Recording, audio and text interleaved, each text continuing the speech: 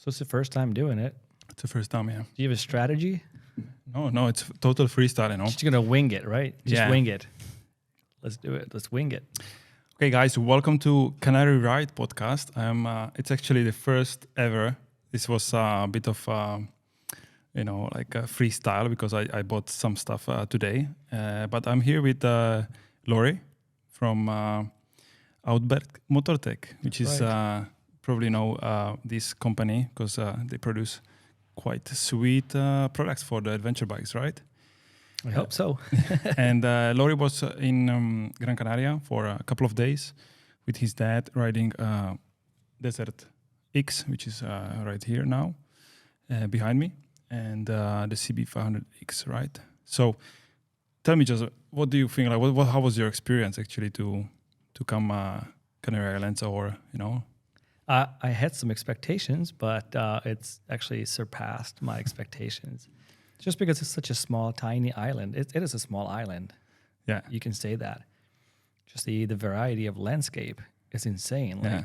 you go 10 kilometers, it's just, it's lush. Yeah. It's a bit tropical, eucalyptus trees and whatnot. You go another 5 kilometers and it's like full blown desert. Yeah. And 10 kilometers over, you go start climbing up the mountain. It's like beautiful pine forestry. It's mind blowing. Yeah, they call it a mini continent on the island, because you can have such a diverse landscapes here. But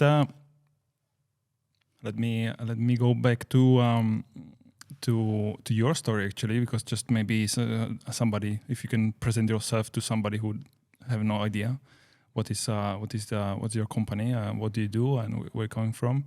Maybe just give a little brief on that. In a nutshell. Yeah, short story. I always ask long or short story. Yeah, it's definitely For the short, you need a couple of more of these. Definitely short one. So my name is Lorry Gombos, and originally I actually come from Hungary, born and raised, and then I moved to Canada quite a long time ago, a decade and a half ago. In between, a lot of things have happened. And one of the things is that I managed to make a couple of things like dreams come true in terms of living abroad in many places, taking on, challenges as an expat, and always having a motorcycle. Yeah. Whether it was a scooter or it's a bigger bike, there's always something. So that's the passion always traveled with me. And sometimes it wasn't the most ideal situation, but then I always kept this in front of me as a goal to travel more and travel with motorcycles. And then eventually we began to combine the motorcycling passion with my father's other passion, which is sort of metal fabrication and machining and all that jazz. And over the years, it turned into quite a substantial business. Yeah. I was actually quite surprised that your social media and your presentation, you created such a community around the brand, and then a lot of people take it as a love brand, no? Because also you're quite famous for I think you are like the pioneer of this crash test with the with the bikes. That you actually you designed the crash bars, and then you just like the most expensive Ducati Multistrada just straight to the ground. Yeah, I always strive to be sort of unique and take different approaches, sort of going off the beaten path. Yeah. And it's just like with the social media stuff. It's not always about almost never about pushing the product in front of people's faces. Yeah. Social media is not really about advertising products, in my opinion. It's about sharing what the community provides, like, other motorcyclists who travel around the world. I don't care which sort of, brand or product they go with. I'm happy to put it on and inspire people. And then once in a while, I slip in some Outback sort of content.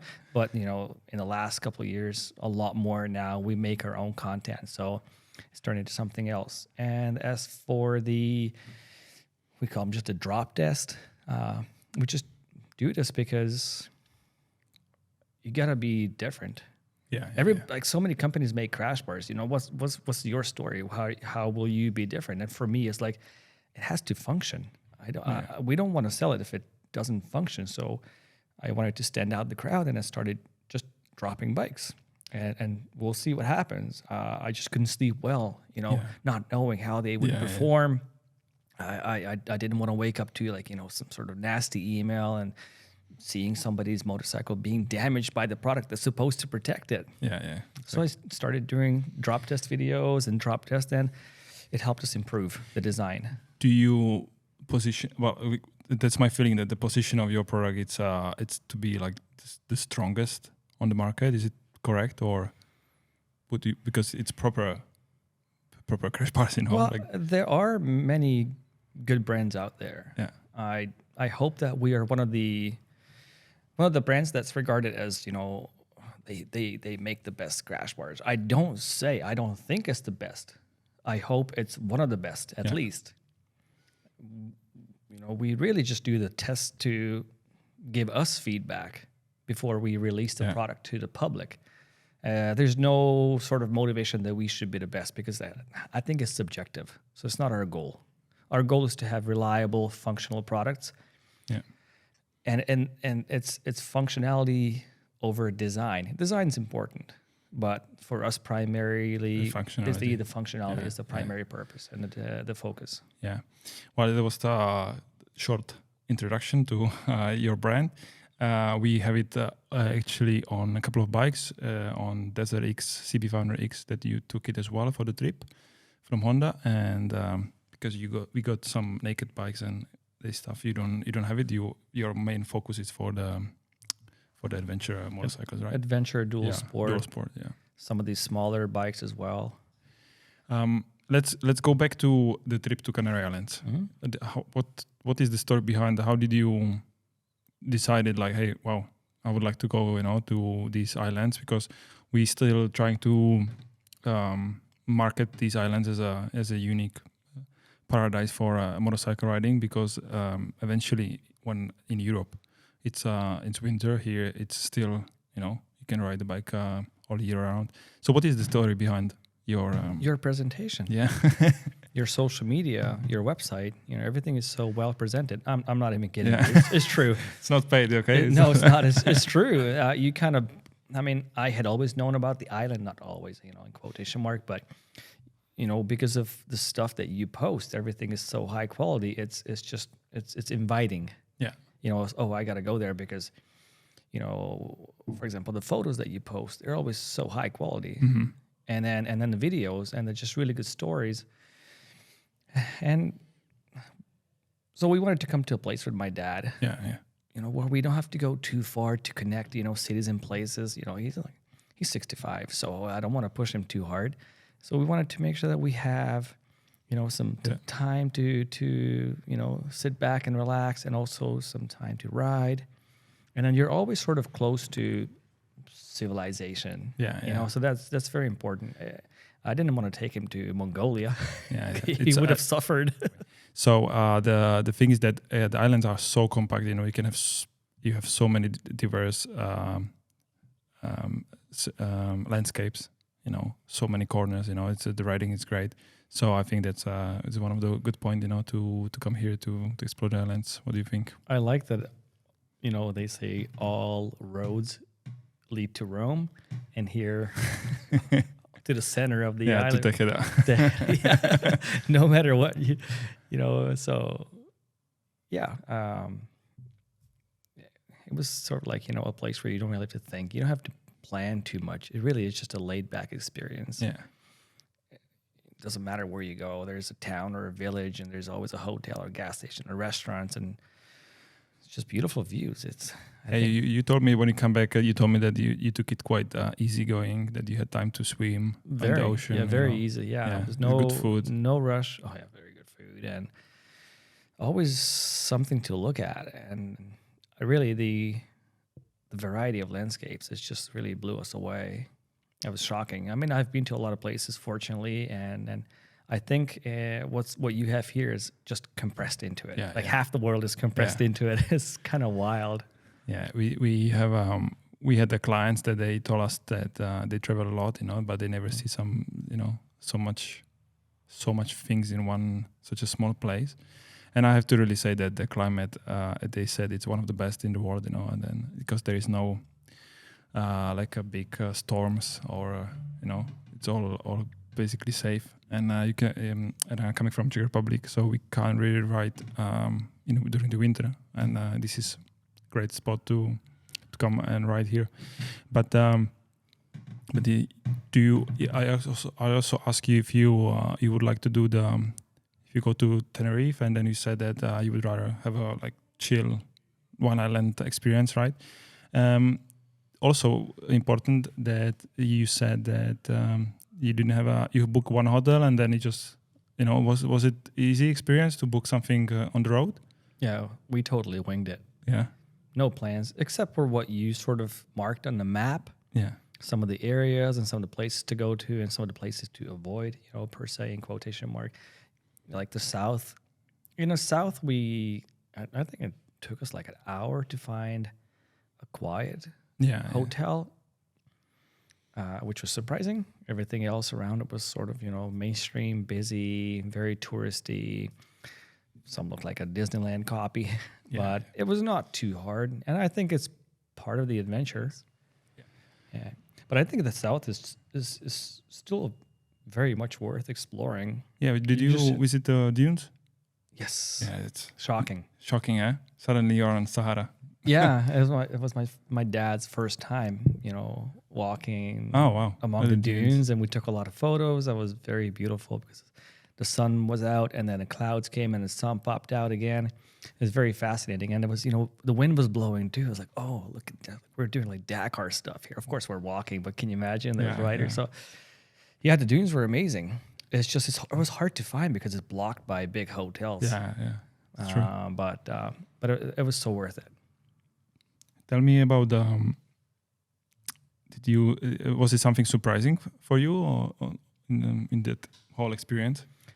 Yeah, I think the South. Yeah. It was just,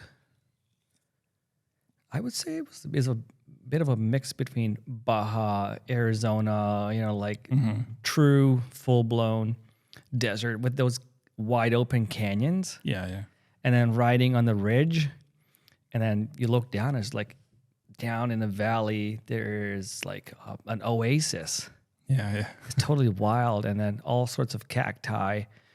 It surprised me because I didn't expect it. Yeah. Right? I expected some, but it was a lot of it. But for me, the biggest surprise, and I'm going to find this out later on, I think you guys have Joshua trees in the South. I only saw Joshua trees in California, in the Mojave Desert. Wow. And I was very surprised to see it. I'm pretty sure it is or related to it because it's like almost identical. Wow. Same features, but smaller. That's well, I don't know, Yeah. I really don't know. But the south compared to the north part of the island, it's completely different. And then you have the other 6 islands, especially Tenerife, Lanzarote. It's very different. Yeah.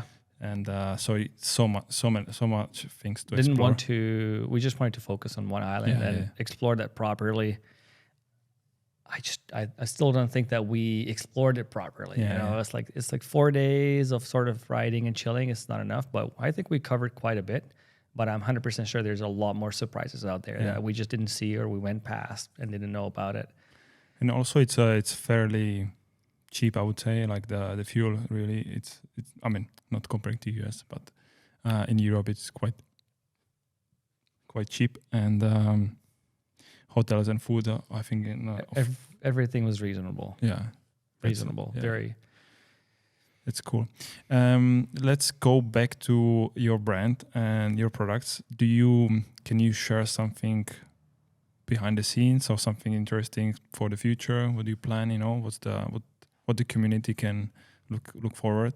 Because there's some new bikes coming up, especially the Honda Transalp, right? Well, there's always something new. Like at this point, so we started this whole thing about 9 years ago. It's actually rolling into year number 10.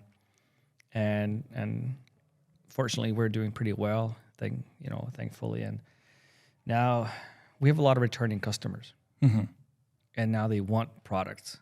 As soon as a new bike comes out, like the Transalt, people start asking because a lot of customers, one of them like a lot of people keep switching brands. They try new bikes, and Transalt now, and last year Desert X and the Aprilia Touareg, and it's nonstop now, and that keeps us moving forward. What do you think is like for you the best selling product in the lineup? You will be shocked. Honda CRF 300 Rally. Really? Wow, yeah. So much. And this is why we don't want to ignore the small bikes. Because so many plastics there, man. And there was nothing. I remember when we had in the fleet 250, and there was nothing on the market. Nothing. So. Yeah, but there are a lot of bikes out there. A lot of 250s and 300s out there, and I'm not sure about Europe, but for example in North America, a lot of these small bikes are second bikes for people who have big GSs and they don't want to take them off road because it's too expensive, right?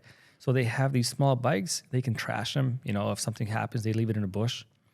And it's light, it's reliable, and so I don't. And besides that, Africa Twin is pretty much our backbone.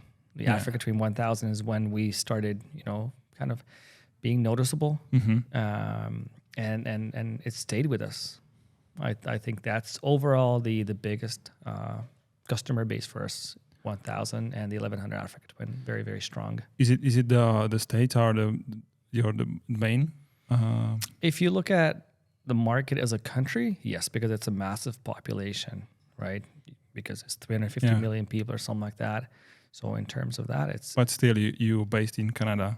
The production is in Hungary. Yes. Then they have to ship it into the States, right? Yeah, it's not complicated. Yeah. The States is open to it, right? Yeah, cool. And a lot of people welcome the well-made products regardless of where it comes from, and we do have a really good story. A lot of people like that. It's because the son and father relationship and working together. You told me also your brother is and working. Absolutely, yes. So my brother works there too, and he runs the factory, does the admin work and all that jazz. So everybody is 100% involved, and everybody rides, including my brother. Yeah, I recently saw the video of the machinery there. It's like until you see this, you can't really imagine like what does it take to actually make, Yes, it's a lot of work, and sometimes people are like, why do you charge $300 for a piece of tubing? I was like, well, because there's a lot of work involved, and we keep on improving the machinery and you asked about what's new, exciting, and what's new and exciting that's coming up. And one thing is that we are putting even more effort into computerized machines like CNC machines. And like last year, we began to 3D scan every single motorcycle. So we have 3D data. And with that, we can do better design, faster, and more accurately. Yeah. I said before as well that you got 100,000 followers on Instagram, and you said it's all organic, and that's fascinating. And I think it's a very good way to show people that you can actually do it as a part of have a community around, because I saw that a lot of people really like the products and they follow, and what do you would say that's the best approach in this case? Just be organic. Don't try it too hard. Yeah. I think if I look at it from my perspective, if I sign up on social media, I don't want to be seeing advertisements. Yeah. I don't want to see, companies, shoving discounts and codes down your throat. I'm happy to look at a product as long as it comes in a package, like a beautiful motorcycle. It doesn't have to be, a beautiful woman. I don't, but like that's a trick, by the way. But as long as there's something inspiring, I like to look at a motorcycle and somebody wild camping out there in the middle of nowhere, and that's inspiring. And if you add a little product to it, people get it. People will ask regardless. We post a photo, someone guaranteed will ask who's Crash Bars or who's, and social media is not to sell products for us. It's just to sort of create, I guess, a bit of an engagement. A lot of people are on social media. we do get a lot of messages, direct messages, and people ask. So we don't even have to try too hard, and people just want to see or want to talk about it or want to ask about it. But it does not replace events. Yeah. Events are important too, because that's, you can socialize and people can touch the products, and it's a different experience. And social media is another experience. A part of the product, what is your future trips? What is your plan for 2023 for this year? Do you have something big on mind? Or a lot of work? Probably there's always some sort of filming projects. Mm-hmm. We had some last year in California, and actually tomorrow I'm flying to Andalusia to do filming. Oh, nice. And filming some new parts and making like a promotional content with the Triumph Tiger 1200 Rally Pro and the Yamaha Tenere 700 World Raid. And then possibly in June, maybe Utah. Oh, wow. I think we're going to be testing and promoting it's not sold in Europe. It's a new KLR 650. Yeah. Euro 5 killing everything. Yeah. Yes, that's right. And so other than that, I don't plan a lot. Plus, I live in British Columbia. It's an off-road paradise.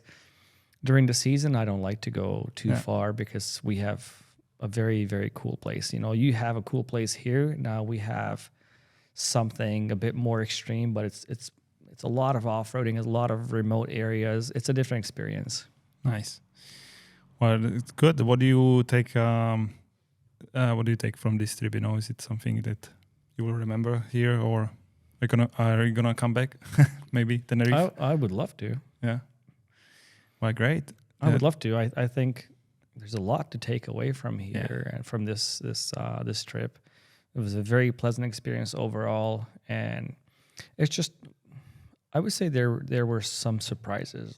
Like I said, despite the small size, everything is compressed into this, and even though I tend to ride a lot off-road, for me to be here and just have twisties, have curves, and beautiful pavement, it was just amazing. Yeah. Finally, I don't have to spend time just going straight, big, boring highway, counting down the millimeters as they go in the center strip. The curves here are amazing. Yeah. There's a lot of traffic, a lot of cyclists, so it's not really the fast, racy type thing. It's just an experience where you can enjoy the view while you're also enjoying some nice curves. There's a lot of it, a lot of switchbacks. Yeah, that's true. Quite narrow roads, right? Some narrow, some wide, but yeah, primarily it's pretty narrow. Yeah. Well, thank you for doing a first podcast ever in Canary Ride.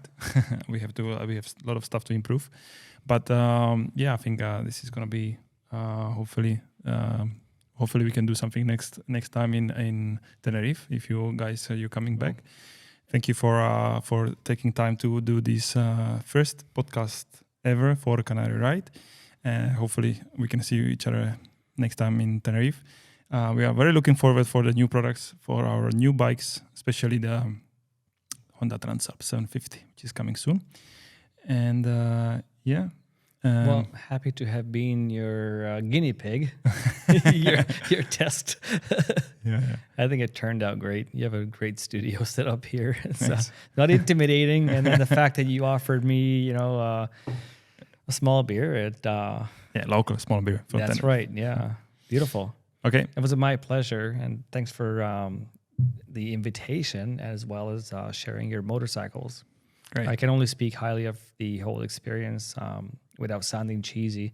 You guys are pros, and I think that you can tell when you look at Google reviews, everybody raves about you guys. It's amazing. So keep going, man. We try our best.